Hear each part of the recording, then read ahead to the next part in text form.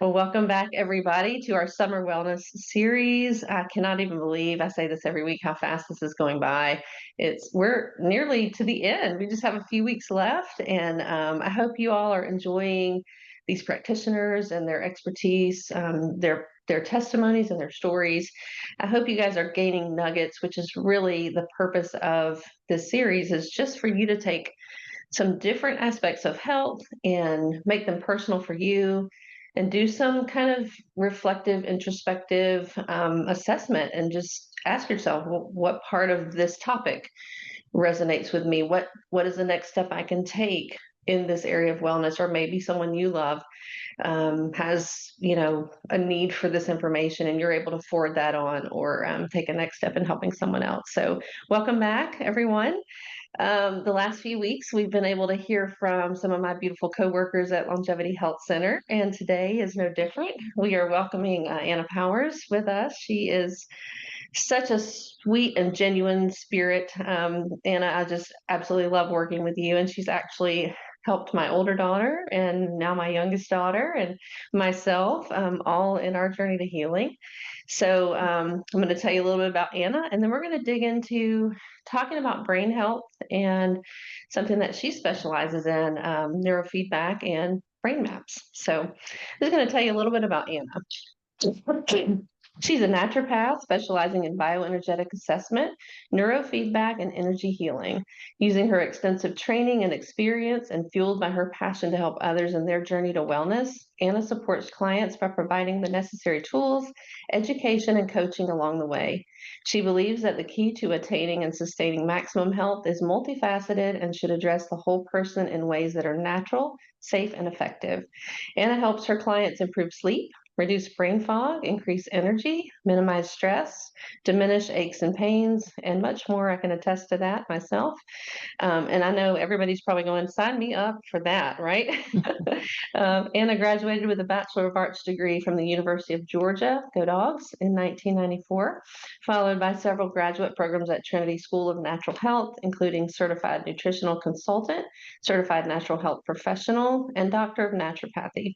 She attended New Mind Academy, facilitated by Richard Sutar, PhD, and earned her neurofeedback certification in 2010. She sees clients from all over the country at Longevity Health Center, which is located in Roswell, Georgia, on Mondays, Wednesdays, and Thursdays. Longevity Health Center is one of the area's top naturopathic clinics. She also provides QEEG, Anna, I'm going to let you pronounce that, at the Amen Clinic on Tuesdays. The Amen Clinic provides cutting-edge psychiatric and brain health care. Anna lives in Roswell, Georgia with her husband, Chris, and their dog, Bodie. Oh, welcome, Anna. We're so grateful to have you. It's such a privilege to be here. Thank you for having me. It's awesome. I Love can't working wait with you too. I can't wait for our listeners to get to know your heart. As I was reading your bio, I thought, yeah, there's lots more to Anna than that's on this paper. And her heart, your heart is so genuine, Anna. With you genuinely, I watch you with patience, and just my family included, and just the time and the care and the intentionality you take to really, really caring holistically for your patients is just inspiring. So I appreciate that about you, and just look forward to our listeners getting to hear and see that part of you today. So thank you. Thank you. All right. So with that being said, tell us a little bit about yourself, kind of what led you into holistic, care for patients, and how your journey has impacted you choosing that as a career. That I love that question. I would say that the career chose me. Sorry, I cried a little bit when you were talking. I just realized they were streaming down. So I was an unhealthy child, rheumatic fever when I was 4, probably something they would call like Guillain-Barré when I was 8. I lost the ability to walk for a period of time, and from a medical intervention, and then just a series of stomach aches and headaches and just missing a lot of school. And really, I'm not sure how I made it through high school and college, just feeling not very well a lot of the time. And then I met a naturopath in my early 20s, and she really helped me. She helped turn my health around. And people were noticing. They're like, oh my gosh, you look fantastic. You look like you feel better. What are you doing? And I tell them, and I had her booked up she a company was looking for someone to work for them, a natural health company, and she gave them my name. So they literally called me and asked Wow. if I would come work for them. And I said yes, with really not a lot of knowledge. So that's what I mean by it found me. And then every step along the way, when I left that company after 10 years, because a provider had asked if I wanted to come work for her. And then just every step, every clinic where I've been, it was because of a provider asking if I would like to come work with them. So it has found me, and I'm so grateful because it's truly a privilege to help people on their health journey. I've had one myself. I mentioned how I got into the field, but in addition to that, I did have quite a long stretch of good health, and then I happened to move into a home with mold, and that just tanked it. And then that I believe probably led to Lyme diagnosis in 2016, and had the privilege of overcoming that. So my own journey, there's such a thing as the wounded healer archetype, and that's been me up to this point. And hopefully I wouldn't mind letting that go too.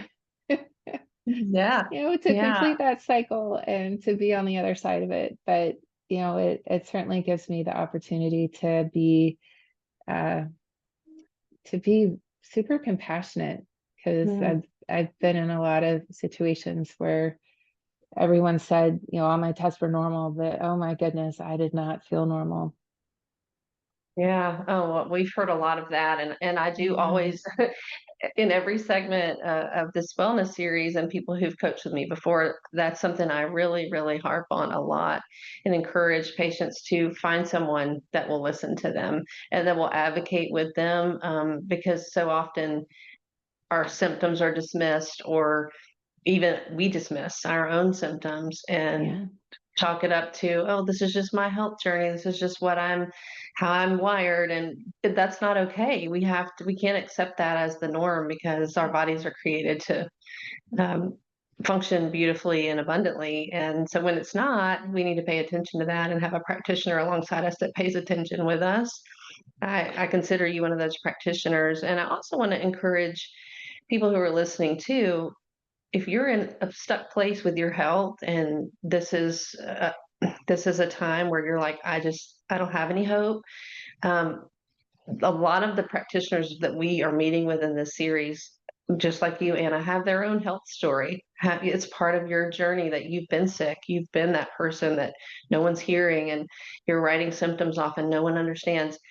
And now you're able to take that and comfort other people. And it gives you that level of empathy and compassion. And so, I just want to encourage somebody right now who might be hearing this and go and say, you know what, I'm going to get to the other side of this, and Yeah. I'm going to help someone else, because that's oftentimes what God intends for us. He intends for us He comforts us and He heals us, and then we go do the same for someone else. And I think that's a beautiful picture of what you're talking about and sharing today. So I'm glad it chose you. And I'm Thank you. glad Me you're helping too. so many. And I know you do so much in the realm of, I mean, the bioenergetic testing, which we've talked about a little bit on these webinars. And I've encouraged anyone who's never done that to go. We do it remotely through Longevity if you're not in the local area, but also if you are, to come take advantage of all the great things we have at our clinic. And Anna does that as well. But one of the things that you specialize in, Anna, is the brain health, and the brain maps and the neurofeedback. And that's kind of where we want to dive in today, because that's something that you know so much about. And I know lately I've been getting a lot of questions about. I know my daughter is currently doing a neurofeedback with you for some ADHD symptoms. And it's been amazing. And so I just want you to talk about that. First of all, maybe um, explain what that modality of care is and define it for us. What does it look like, and who would it most benefit? Okay. Thank you. So I do brain map and brain maps and neurofeedback.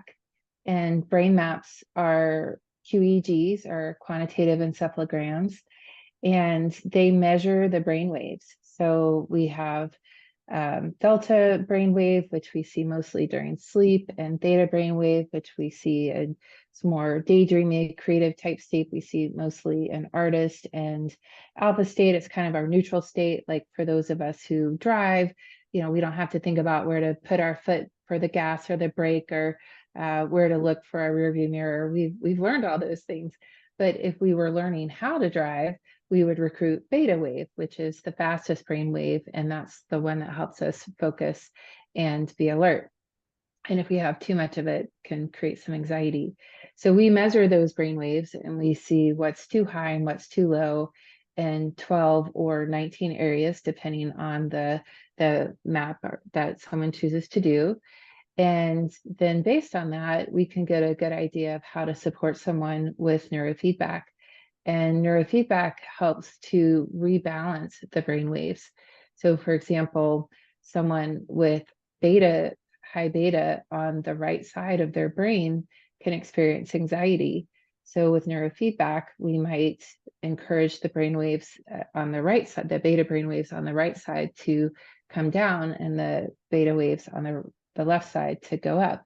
And how we do that is through putting sensors on the location of the area that was the highest. So there's the prefrontal cortex and the central and parietal and occipitals in the back.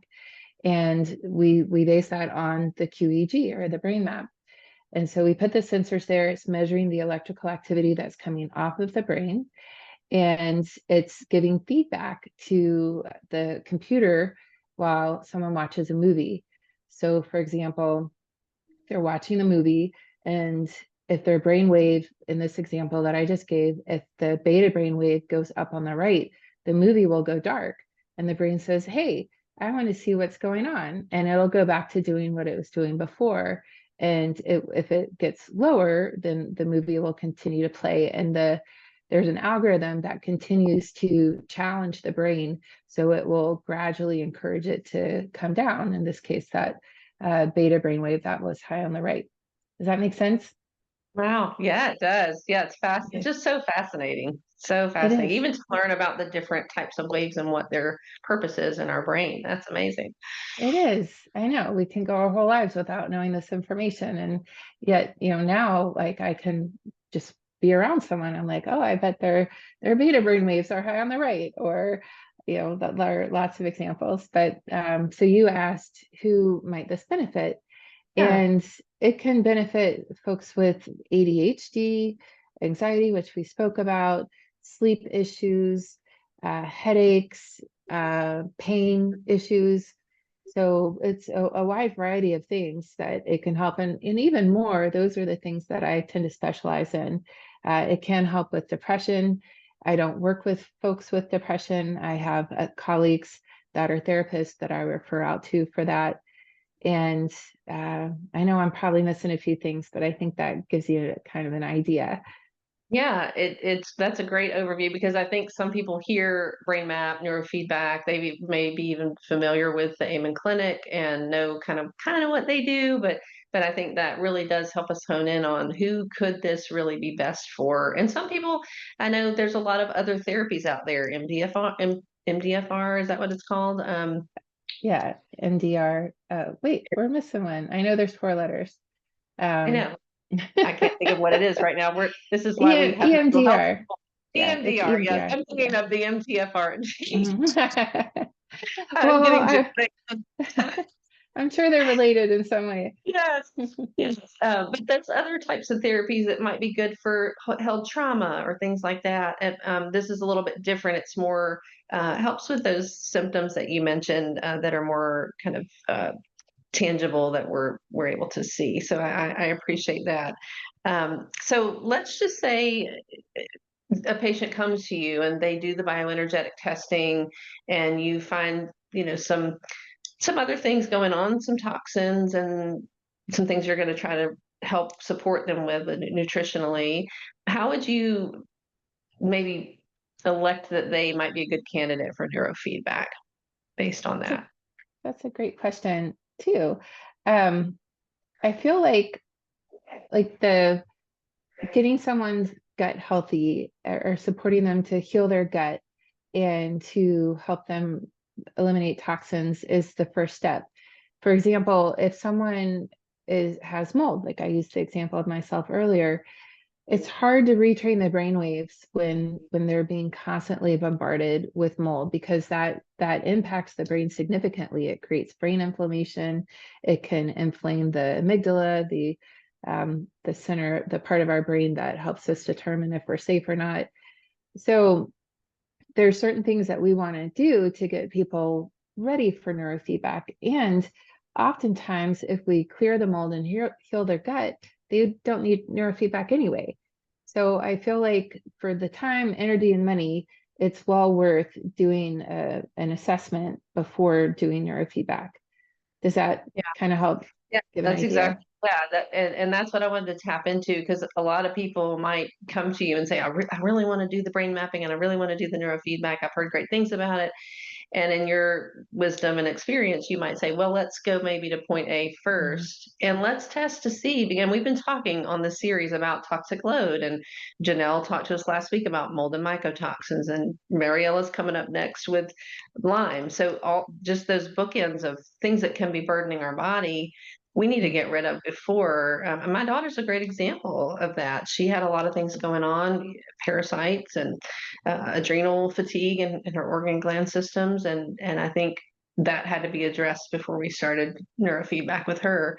And even still, checking up periodically with the bioenergetic testing, just to stay on top of those things like digestion. That's so important. So make those connections for us between the brain and the gut, if you don't mind. Tell us some important things, because you mentioned getting the gut healthy, and I know that's one of your passions as well. So make that connection for us about brain and gut. Okay. Well, we have a nerve called the vagus nerve that runs from our gut to our brain. Mm. So we often find that people um, who have irritable bowel or Crohn's or IBS, that they have brain fog, they have anxiety, they have um, depression, and so the there's certain probiotics in the gut that actually help make serotonin. And there's others we just learned about through microbiome labs, and the ZenBiome Dual, if it is 1714, I think, has been shown to help reduce anxiety. I actually had a patient who had bipolar, and she was in a manic phase, and she told me we have a probiotic called Proflora 4R. And I had given her that. And she said, Anna, that pulled me out of a manic phase. It's like, really? I was a bit surprised. I mean, not totally surprised. I could see how it would work. But yet I was like, wow. And so I've had the opportunity since then to work with people who were on the more anxious side, and I would choose to give them that probiotic versus another one. I've since learned a lot more about those particular strains, but at the time it was like, wow, that is a great example of the gut brain connection. And the foods that we eat, like another example of why it's important to heal the gut. If someone has a gluten sensitivity or a food allergy that they're eating every day, that's going to create brain inflammation, and it's going to work against the neurofeedback. It's going to be much harder to get changes and for those changes to stay.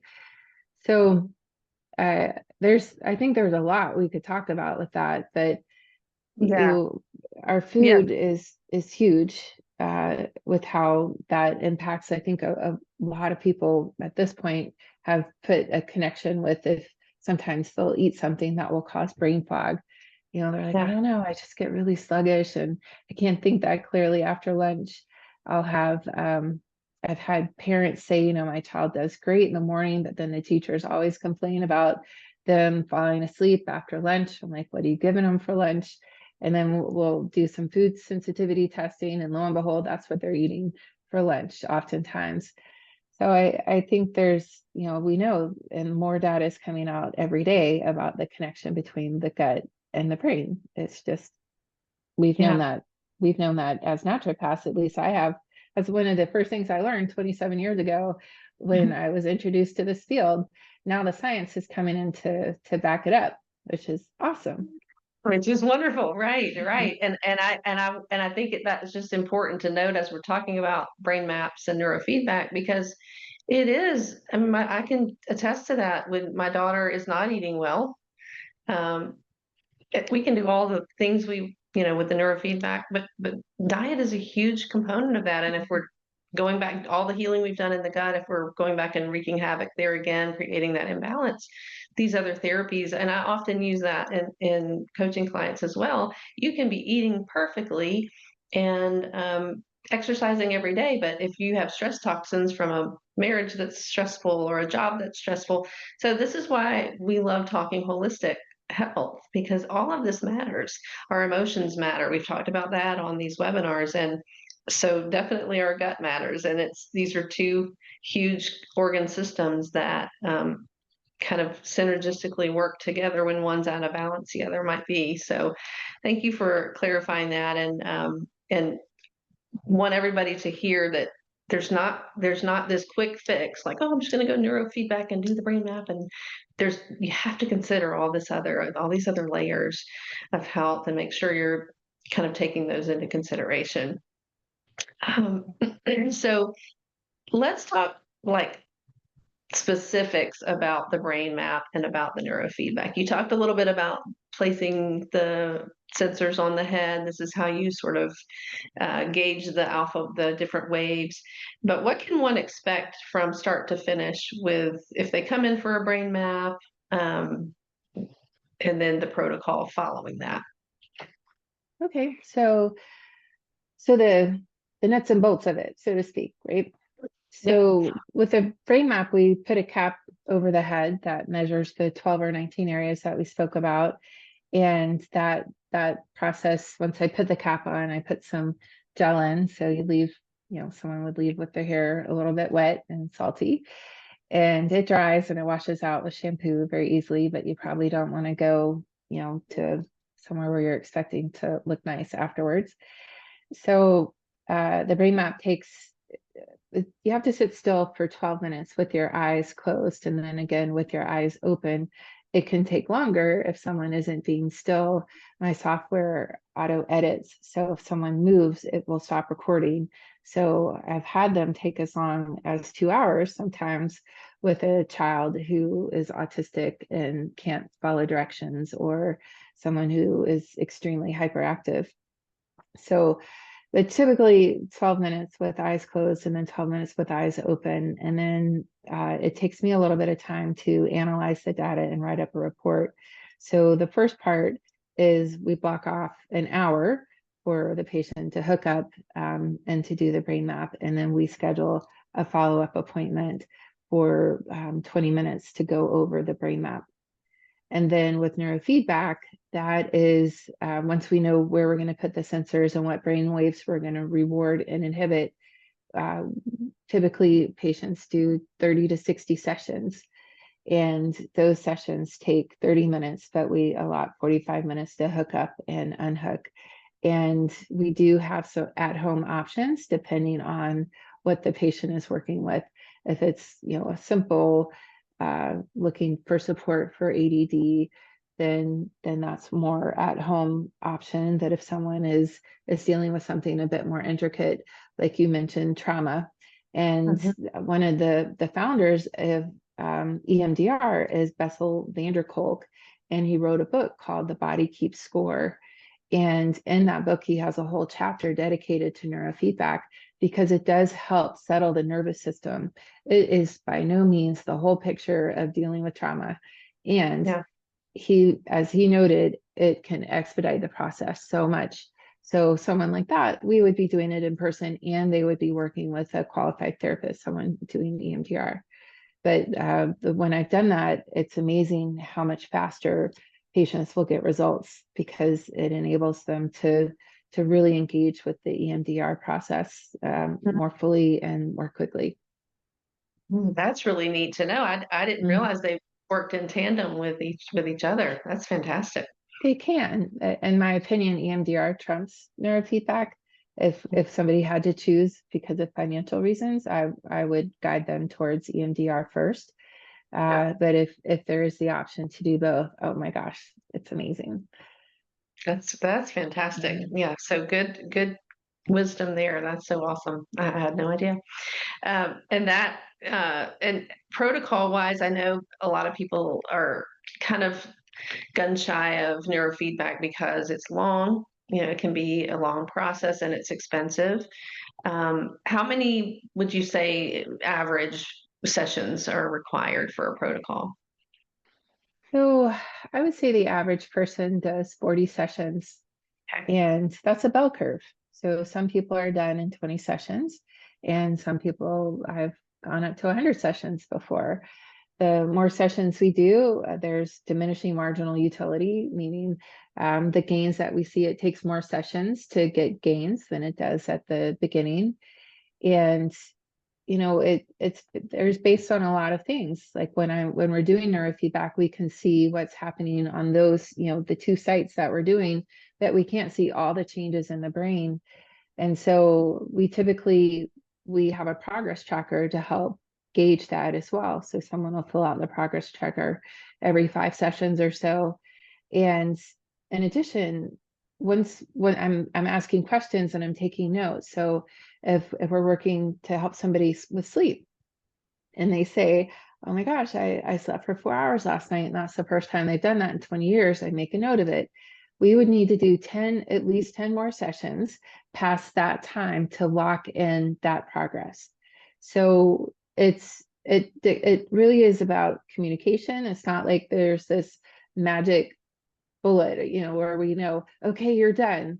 We have to decide, how are you happy with where you are?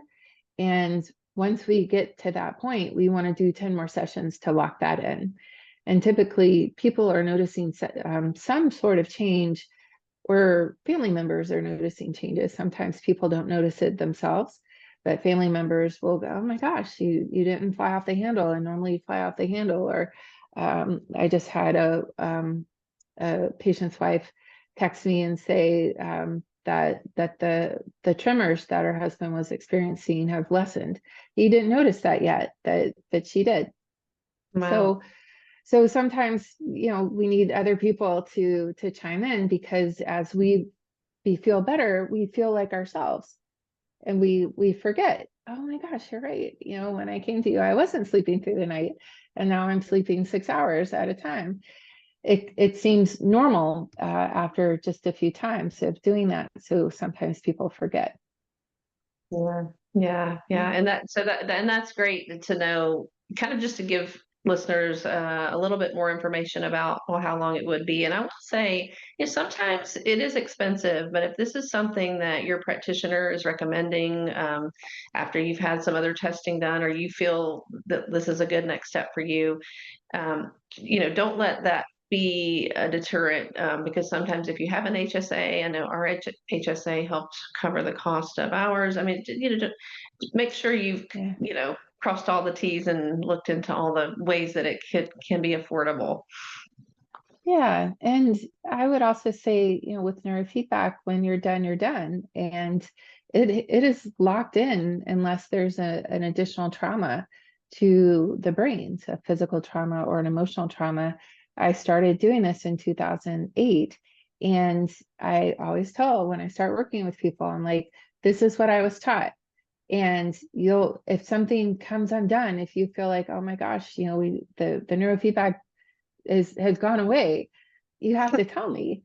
No one, and I'm pretty findable, and no one has called and said, I feel like all my sessions were undone. So Yeah. yeah, I mean, there's the benefit of it creating lasting change, at least for several decades, if not more. That to me kind of boosted the cost benefit, becomes more cost effective, because there's less medications, there's less time off work, there's more joy in life. Yeah. There's just so many things that it can support, better health, less cost expensive. If somebody's not sleeping, we know the impact, that's going to impact their heart and the blood pressure and their brain and, on and on. So Yeah. as we help those things, I think there's going to be a lot of um, costs that are spared because Yeah. of the changes that are made. So by looking at the long view of it, I think it becomes more reasonably priced too. Yeah, thank you. That is such a great point. And like everything else we do in our health, and especially in the natural health realm where a lot of things aren't covered by insurance, um, Mhm. you have to really ponder it and look at it as an investment. And I'm glad that you shared, like, this is once this is done, it's done. We don't have to keep repeating it and repeating it and repeating it, unless, of course, under those special circumstances. So very Yeah. encouraging to know that, um, and also just as our listeners are thinking through, hmm, is this something for me or something to consider? It again, we're investing in the long term, we're investing in our wellness, and this is something that you know reaps great benefits for all the future. So that's great. Um, okay, I'm trying to think of anything else that we didn't cover about the neurofeedback. And I know we've talked about kind of the connection with gut and brain, bioenergetic testing. So let's just because you're you, Anna, and you take such delicate, tender care with your patients, um, can you share a little bit about just your personal philosophy in taking care of your patients? Oh, thank you. Yeah, I think a lot of people that come to see us and see me they've been through a lot. They've been to multiple doctors and they're told everything looks normal, and yet they don't feel normal. And they're often given an antidepressant or anti-anxiety medication because they're told it's all in their head. And that's demoralizing. And I know that may be the case sometimes, but oftentimes there is an explanation. And so I take people at their word, like I believe them. And Yeah. I think something magical happens when someone feels heard and believed in. For them, like I just see their whole bodies like just relax and just they exhale. Like, Yeah. oh, thank you. Just the amount of tension that they've been holding, like I don't feel well and no one's listening to me. So I feel like being heard is important. And I do feel like listening, like compassionately listening, and also it's a partnership. So I want to make sure that the patient knows that their preferences, their needs are going to be taken into consideration, because I want to set them up to win. So the people that are really, really in dire straits, they really don't care if it's a pill or a liquid. They're just like, give me, unless they just physically can't do it. They don't have that much of a preference. They're just, give me what you think is going to help me feel better. But then there's some people who their barrier to success is whether they have a liquid or a pill. They gag on pills and they need a liquid, or they hate the taste of herbs and they need a pill. Whatever that is, I ask so that I can help them succeed. So there's a level of detail there that I ask and I try to honor. And then I also work with a lot of the highly sensitive population, and those are folks who they take one drop of one homeopathic and can feel some detox symptoms for a week. And so I'm listening as they're speaking. Are they sensitive? So that I can tailor their protocol so that they can win with that too. Because sometimes some of the people we see, they've been from, to multiple integrative practitioners, but the solutions that they're given, it may be exactly what they need, but it's not exactly what they can tolerate. And Mm. so we want to give them something that they can tolerate as well. And also I find just being heard in that way too just calms their heart. They're like, oh, thank you. I want to do this, but I also have to work, and I can't feel like poop and any worse than I already do to get to work. So I just had a patient come to mind as an example, to kind of to answer your question, to give an Yeah. illustration of that. I had someone come who had been to multiple doctors. I think she said more than a dozen, and she was unable to eat solid food without extreme pain. And that had been going on for 10 months. So she had had the upper and lower endoscopy, and her gallbladder had been checked, and she'd had labs and all kinds of things, and everything was normal. And she was devastated, and she lost a ton of weight. She wasn't able to do much. She was just like having to be next to a bathroom and not able to be as involved with her children's care. And when we worked together, I was listening, and there were certain things that she wasn't going to be able to do initially. So we started off with a really small protocol, and we had her start one product at a time at a quarter of a dose and work her way up through each product. But in doing it that way, she called Janelle, who I have the privilege of working with, and let her know that she was eating solid foods within 2 weeks of doing what we had started doing. And Wow. I know it was a big wow. It was a big win for her. And I just saw her last week, and it's been about a year since we've been working together. And she's gone through some big life events right now, and she's sailing through it with her health, which is normally, as you know, one of those that's oftentimes when we see people because they've had a difficult time in their life and then their health tanks. And so to me, one of the signs of helping someone rebuild their health is when life throws a curveball and they can manage to go through it without a nosedive in their health. So I think I answered your question. You did. Yeah, Okay. that's exactly what I think your philosophy is what so many people need in our culture today. We talk about that a lot here, that everything we do and everything we're surrounded by is fast paced. It's creating nervous energy for all of us, Yeah. anxiety, feeding our anxiety. Our food sources aren't the same. I mean, it's just our culture right now is just producing toxicity. And when we can just exhale and reflect and come to someone like you who hears us and says, okay, I'm listening, let's take this one step at a time. And I think encouraging our patients that every step is a step. If it's 1/4 of a dose and you're feeling better, then that's a win. And I know that some people, and you've come across these patients that they want to just go for it and get it done quick as they can, because that's what our culture is feeding us. We need to do it quickly. We need to get the quickest medication, and slow and steady wins the race. And I think that that's what I so appreciate about you as a practitioner, is that you take time with your patients and you listen to them well, and it helps make them well because you're in tune and you're being attentive. And so thank you for that, and thank you for what you offer these patients.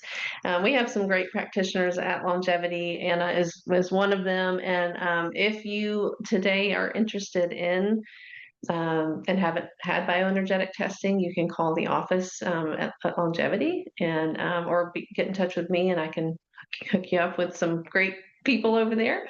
Um, and if someone's curious about brain maps or neurofeedback, Anna, what would be a next step? I'd say a next step would be to look at the longevityhealth.com website or the amenclinic.com website to learn more about it. And then if you have questions, you can call. I think Longevity would be the better place to call and ask to speak with a new patient coordinator. And she can answer any additional questions. And if there's something that she can't answer, she'll ask me and call them back. And then if necessary, they'll schedule a 15-minute free consultation with me. The reason why we have those other steps is I'm booked from 8:30 to 5:30 each day, and so it's hard to get those 15-minute consults in, and I want people to get served as quickly as possible. So that's really the best way, is to speak with a new patient coordinator, and they're really very knowledgeable and can answer most questions. Yeah, that's perfect. Yeah. And also, I would add to that that if you, like we talked about earlier, Anna, if you haven't done the bioenergetic testing and you aren't sure what's kind of underlying at that deeper level of Mhm. your wellness, toxic load, all of those things we talked about, that's a first step. And we can do that remotely, and we have several practitioners at Longevity that can help with that. Yeah. So that is going to be a wrap for neurofeedback and brain map. Anna, thank you. I feel like I work with you, and I feel like I've learned more today just from getting to spend this time with you. So we appreciate your time. Thank you for your wisdom, your heart, your experience, and just sharing part of your story with us today. Thank you so much, Julie. It's really been a privilege. And as I say every day, it's such a privilege to work with you. I love your heart too. And I love how well you care for our patients. It's just beautiful. Thank Well, you. thank you. I appreciate that. And gosh, I don't want this conversation to end, but we all have things we need to get to. So we're gonna wish everybody well this week. Again, I encourage you to just take a whatever step resonates with you to just move forward in your own wellness. Reach out to me if you have any questions. I am a new patient coordinator at Longevity, so I can help you with some of those brain mapping questions along with the other coordinators at Longevity. But we'll see you next week for our next segment on the Summer Wellness Series. And everybody have a blessed rest of your weekend. Thank you. Thank you, Anna.